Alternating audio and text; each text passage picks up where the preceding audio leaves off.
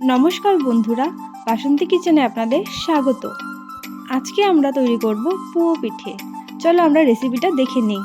প্রথমে আমরা একটি বাটিতে খেজুরের গুড় কেটে নিয়েছি, তার মধ্যে দুধ দিয়ে ভালো করে মেখে নিচ্ছি। গুড় ও দুধটা মাখা হয়ে গেছে, এখন চালের গুঁড়ো দিয়ে মেখে নিচ্ছি।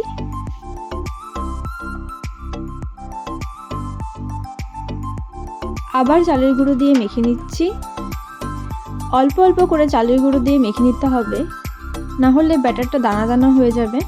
কিন্তু এটা মনে রাখতে হবে, ব্যাটারটাকে একটু গাঢ় করতে হবে। সামান্য নুন ও গুঁড়ো চিনি দিয়ে মেখে নেব। আপনারা চাইলে গুঁড়ো চিনি নাও দিতে পারেন। গুঁড়ো চিনি দিলে তাহলে এটা মিশতে বেশিক্ষণ টাইম লাগবে না। ব্যাটারটা ভালো করে মাখা হয়ে গেছে, কত সুন্দর স্মুথ হয়েছে, কোনো দানা দানা নেই। এখন 10 মিনিটের জন্য ঢেকে দিচ্ছি। 10 মিনিট হয়ে গেছে, ঢাকনাটা সরিয়ে একটু নেড়েচেড়ে নিচ্ছি। এখন কড়াইতে তেল দিয়ে দিচ্ছি।